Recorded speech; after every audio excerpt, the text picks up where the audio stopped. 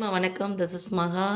11th standard மேத்ஸில் exercise 11.5ல 15th sum x power 1 plus x plus 4 power 1 minus x by 2 by எக்ஸை integrate பண்ண சொல்லியிருக்காங்க. First இந்த பவரில் ப்ளஸ் வந்தால் என்ன அர்த்தம் சாமி?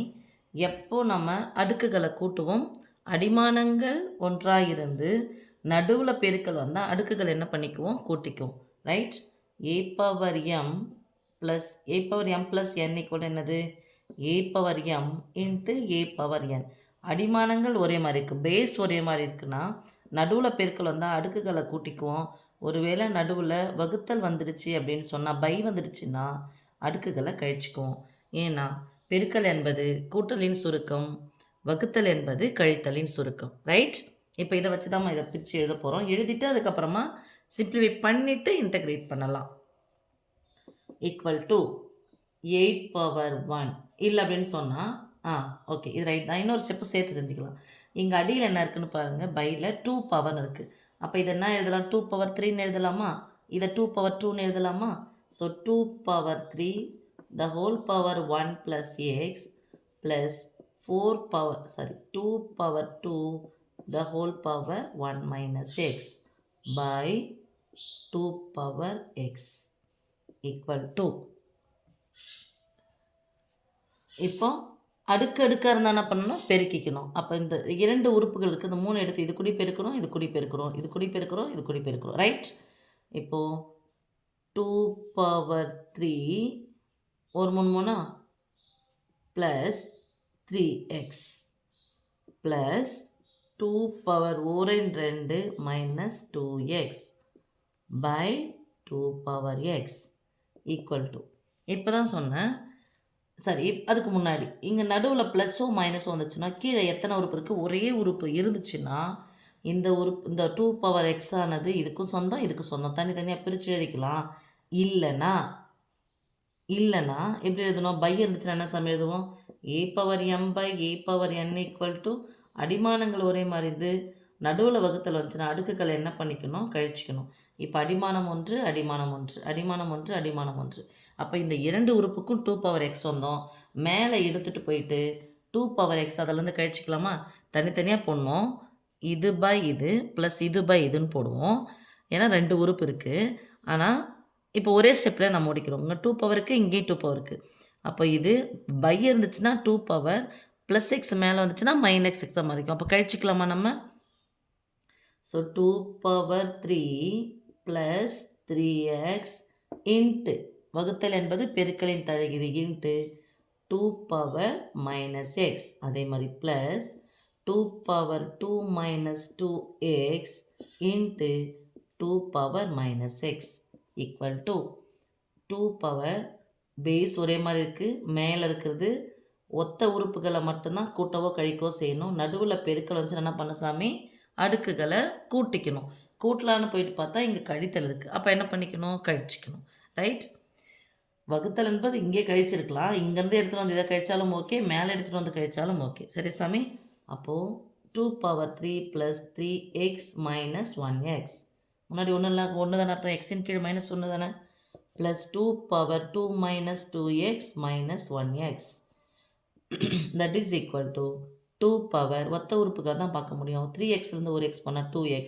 இப்போ 2 power 3 plus 2x plus 2 power 2 minus 3x. Okay, இப்போ இப்படின்னா என்னம்மா? நடுவில் ப்ளஸ் வந்துடுச்சு. ஃபஸ்ட்டு சொன்னாலே அதே தான். 2 power 3 into 2 power 2x plus 2 power 2 into 2 power minus 3x. Understand? அதாவது மைனஸ் வந்துடுச்சுன்னா பையில் போடணும், நான் பையில் போட வேணாம், இங்கே பவரில் அப்படியே வச்சுக்கலாம். இப்போ இதை எடுத்தால் 2 பவர் 3 என்ன சொல்லலாம்? 2 அடுக்கு 3 8, மறுபடியும் அதுக்கு போகிறோம்.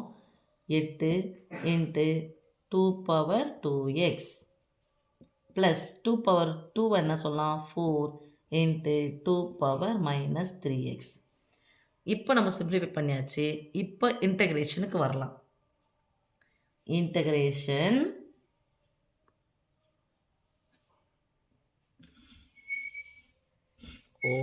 எத்தனை ஸ்டெப்பு போயிடுச்சா? ஓகே, சாரிம்மா. பார்த்து இது பண்ணிக்கோங்க. Integration 8 power 1 plus x plus 4 power 1 minus x by 2x into dx equal to 2 உறுப்பாக இருக்குது. போட ஆரம்பிச்சிடலாமாம்மா?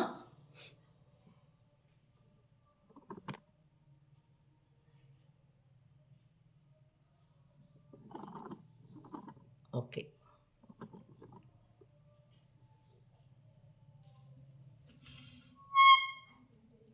equal to integration 8 வந்து கான்ஸ்டன்ட் வெளியே எடுத்துடலாம் 2 power 2x into dx okay plus 4 constant வெளியே எடுத்துடலாம் integration 2 power minus 3x into dx equal to 8 into integration அப்புறம் integration a power x into dx equal to என்னம்மா a power x integrate பண்ணால் a power x வரும் by log a okay plus சின்னு போடுவோம். இப்போது அதே இதோடு தான் இருக்குது 2 பவர் அங்கே a பவர் 1x இருக்குது, இங்கே 2 பவர் 2x இருக்குது. அப்போது இங்கே 1xன்ட்டுனா என்ன இதுக்கு முன்னாடி இருக்குதோ அதனுடைய கீழ் எடுத்து பையில் போடணும். கீழ் எக்ஸினுடைய கீழ் என்னது 1/1, அதனால் போட்டாலும் இது கிடையாது. ஆனால் அங்கே எக்ஸினுடைய கீழ் என்னவாக இருக்குது 2ஆக இருக்குது. அப்போது a பவர் x அப்போ என்ன இருக்குதோ அதை போடுறோம் 2 பவர் 2x பை log ஏவுக்கு பதிலாக 2வா இன்ட்டு எக்ஸினுடைய கீழ் போடணும் 1/2 ப்ளஸ் நான் சி வந்து 1ஆக போட்டுக்கிறேன் 4 இன்ட்டு அதே தான் 2 power minus 3x by log 2 into எக்ஸினுடைய கீழ் என்னது -3 அப்போது 1/-3 நான் -1/3 ப்ளஸ் சி ஓகே அடுத்துமா இப்போ நடுவில் பெருக்கல் இதுக்கு இது ஃபுல்லாக ஒரு term 2 2 4 2 8 okay so 4 into 2 power 2x by log 2 plus into minus minus 4/3 ஒரு நாள் 4 ஃபஸ்ட்டு கிழக்கில் ஒன்றா இது பண்ணிக்கலாம் முன்னாடி எடுத்துகிட்டு வந்துடலாம் ஒரு நாள் 4 4/3 into 2 power minus 3x by log 2 plus C மறுபடியும் இதை என்ன பண்ண போகிறோம்னா இங்கே 2 பவர்னால இதையும் 2 பவரில் எழுத போகிறோம் ரைட் புரியுதாம்மா இதை எடுத்து நம்ம 2 பவரில் எழுத போகிறோம்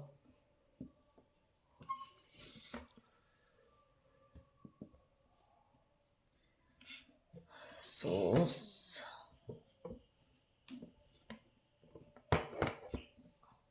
2 பவரில் எழுதலாம் 2 power 2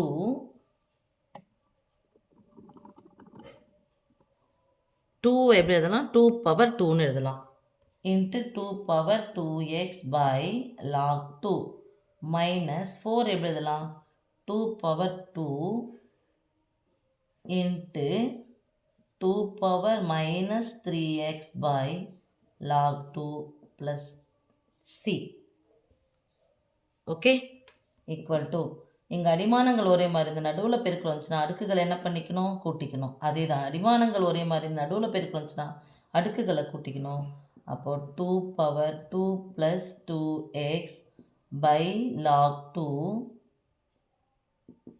minus 2 power 2 minus 3x by log 2 plus C okay இப்போது இது எங்கே இருந்து அப்படியே இருக்குன்னு பாருங்கம்மா இதை நம்ம சிம்ப்ளிஃபை பண்ணோம்ல இங்கே பாருங்களா 2 power 3 plus 2x plus 2 power 2 minus 3x இந்த இதுவில் தான் அப்படியே இருக்குது இங்கே ஒன்று மட்டும்தான் லாஸ் ஆகிருக்கு இது ஒரு 2 மட்டும் போயிருக்கு அந்த /2 மட்டும் போட்டிருக்கு அப்போ இங்கே ஏன் போகலை அப்படின்னு சொன்னால் இந்த -3 1/3ன்னு வந்துடுச்சு 3 விட்டுட்டேன் சாரி 4/3ல் /3/3 ஸோ இது வந்து இங்கே -3ன்னு வந்ததுனால இது இங்கே 2ன்னு வந்திருக்கு இல்லையா பவர் 2ன்னு வந்திருக்கிறதுனால 1/2 வரும் இந்த 1/2 பவர் 8லேருந்து 1/2 2 பவர் 1 போயிடுச்சுன்னா எவ்வளோ வரும் 4 தான் வரும் அப்போ 2 பவர் 2 மட்டும் வந்திருக்கு ரைட்டாம்மா